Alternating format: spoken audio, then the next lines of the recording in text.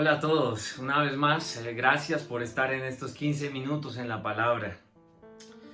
Hemos hecho un buen repaso de lo que dice la palabra de Dios en la epístola de Santiago y ha sido seguro, espero, para ustedes como lo ha sido para mí, que ha sido bueno, ha sido interesante y el que nos confronte el Señor con todas estas circunstancias cotidianas y muy prácticas para revisar en qué estamos, ¿no? Y justamente para revisar en qué estamos, terminamos este capítulo 3 y voy a mirar un poco lo que dicen los versículos del 13 al 18, revisando el corazón, la importancia de revisar el corazón. Y creo que andando en la vida es súper clave que nuestro corazón tenga un buen funcionamiento. Entonces, cuando vamos a que el médico revise, esperamos que el corazón esté funcionando bien, porque el corazón es el motor, es el que bombea la sangre, y entonces si el corazón tiene un mal funcionamiento, pues estamos en problemas. Por eso es importante que el corazón esté funcionando como corresponde, y por eso hay que revisar el corazón. Y estos 15 minutos quiero invitarte y quiero que todos estemos en la actitud de revisar el corazón. El Señor nos ha puesto este pasaje para que tengamos presente la importancia de revisar nuestro corazón desde el aspecto muy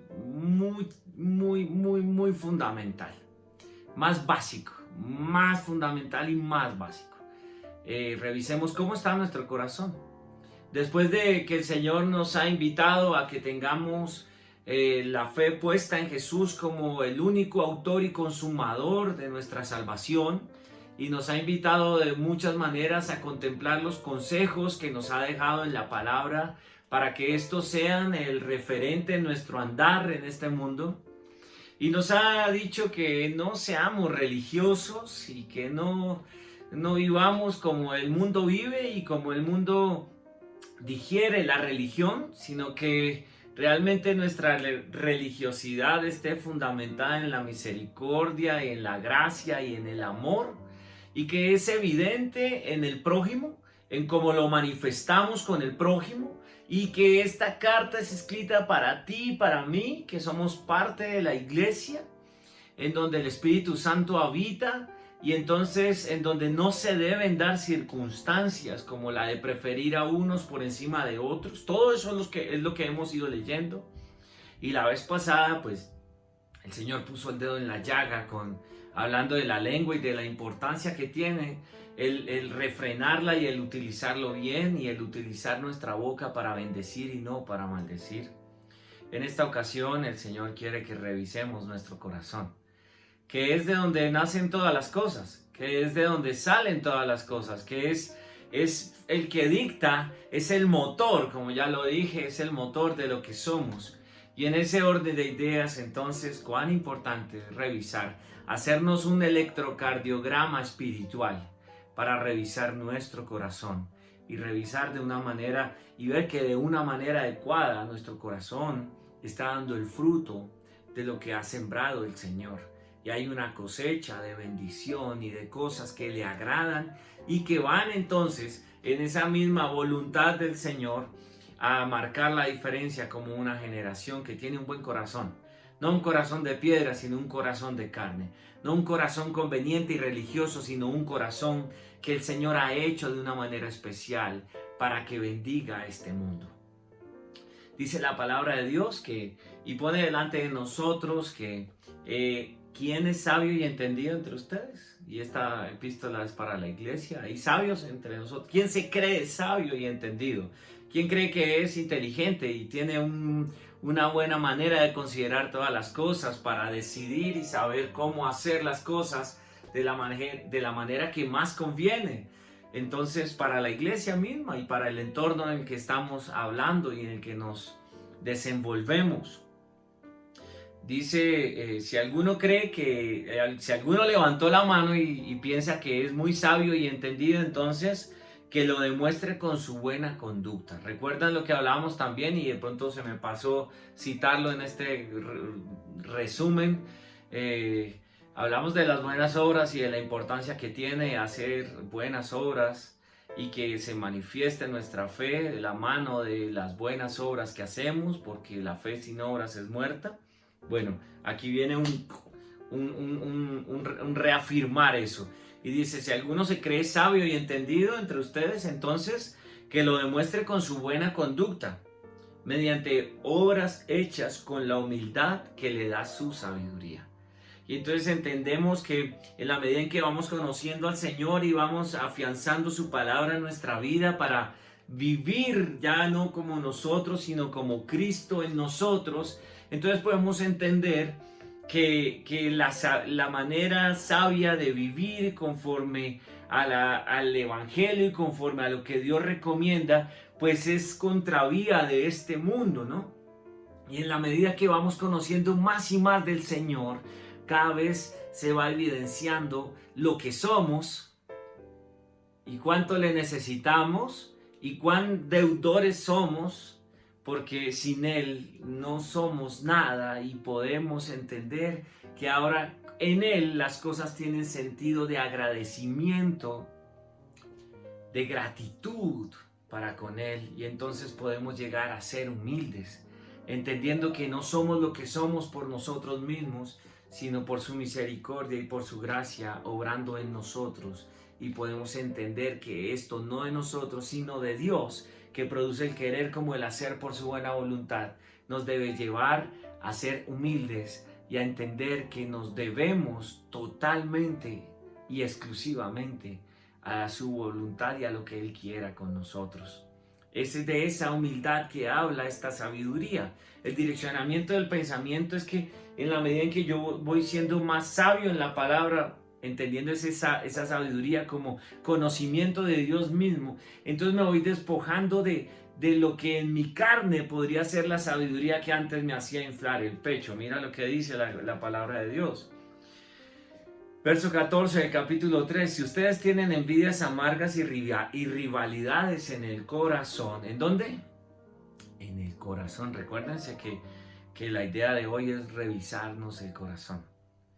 Si ustedes tienen rivalidades en el corazón, dejen de presumir y de faltar a la verdad. Esa no es sabiduría que desciende del cielo.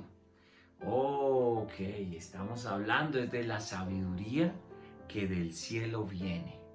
No la sabiduría que nace de mis propias capacidades o incapacidades. No de la sabiduría de este mundo, de aquellos que se ensimisman en sus propios conceptos y maneras. No, estamos hablando de la sabiduría que viene del cielo. Santiago capítulo 1, ¿recuerdan? Disculpen, que Santiago capítulo 1 decía que si alguien es falto de esta sabiduría, que la pida a Dios y Él la dará abundantemente y sin reproche, para que no dudemos, para que no estemos como está este mundo por ahí, con incertidumbre, impacientemente viviendo de una manera inadecuada. Bueno, es de esa sabiduría que está hablando Santiago en el capítulo 3 también. Recuerden que es una sola carta. Nosotros la fraccionamos para tratar de entenderla, pero el contexto es una carta completa que dice unas cosas en sí mismas, para ti y para mí. Entonces aquí dice que esa sabiduría no se parece a la sabiduría de los hombres, que genera contiendas, tratando de pretender que unos son más que otros porque saben más que otros o porque hacen más que otros. No. En este caso no estamos hablando en esa dirección, en el direccionamiento natural de la humanidad y de este mundo, que va de una manera inadecuada y que el resultado, la cosecha de eso es presumir, como dice acá, faltar a la verdad, rivalidades y envidias amargas. ¿Saben qué pasa? ¿Y qué me hace pensar esta lectura de Santiago 3 en estos versos? Que esto, como lo dije anteriormente, es escrito para la iglesia. O sea que en la iglesia es donde se están evidenciando estas actitudes, y es donde tenemos que poner freno de una manera radical a todo esto, porque eso dice aquí que esa sabiduría no desciende del cielo. Esa sabiduría es terrenal, puramente humana. Y oye cómo cierra el versículo 15, esta idea diabólica. Acuérdese que el diablo viene para matar, robar y destruir. Dividir, generar todas esas rivalidades, todos esos egoísmos, todos esos orgullos mal fundados, todas esas envidias amargas, para citar lo que dice el versículo. Tengamos cuidado, revisemos nuestro corazón, porque si el fruto es esa sabiduría no es la que desciende de lo alto ni la que debemos ejercer nosotros los que procuramos hacer la voluntad del Señor. En la iglesia esto no debe darse. No debemos, sí se da, pero no debemos permitirlo. Debemos revisar nuestro corazón y mirar la motivación del por qué hacemos las cosas y por qué decimos lo que decimos. Si realmente va detrás de un egoísmo y de una rivalidad o de presumir, porque estamos faltando a la verdad. Estamos faltando a lo que dice la palabra del Señor que conviene. Estamos dando un fruto que no corresponde. ¿Recuerdan que la higuera da higos? Bueno, si el Señor ha sembrado, el Señor debe recoger el fruto de lo que Él ha sembrado. Y este no es el fruto de lo que siembra el Señor.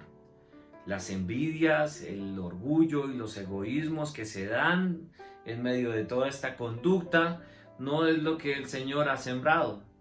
Porque la semilla del Señor es su bondad, su misericordia, su gracia, su amor. Y eso es lo que debe cosecharse.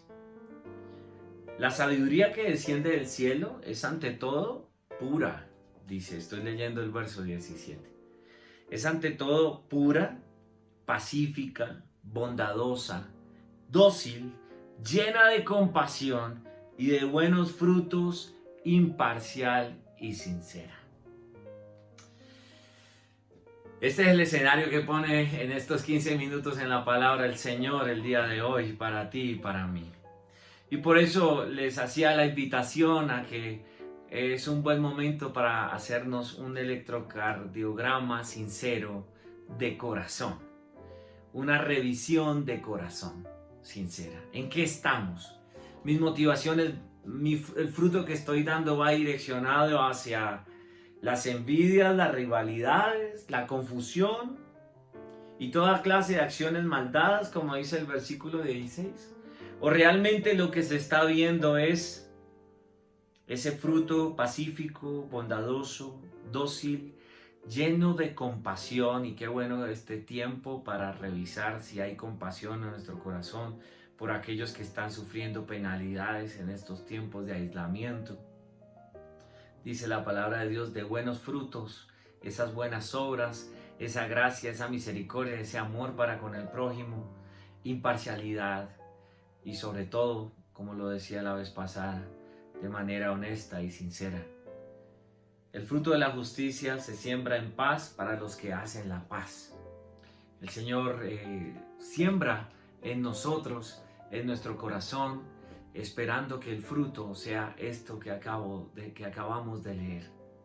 Ojalá que en esa revisión al corazón, después de estos 15 minutos en la palabra, podamos tomar decisiones y determinaciones que vayan en direccionamiento del fruto que agrada al Señor, del fruto que se da porque realmente Él ha sembrado a Jesús en nuestra vida. Ha puesto su Santo Espíritu en nosotros para que entonces Él empiece a obrar como conviene, de una manera sobrenatural y sobre todo bien conducida.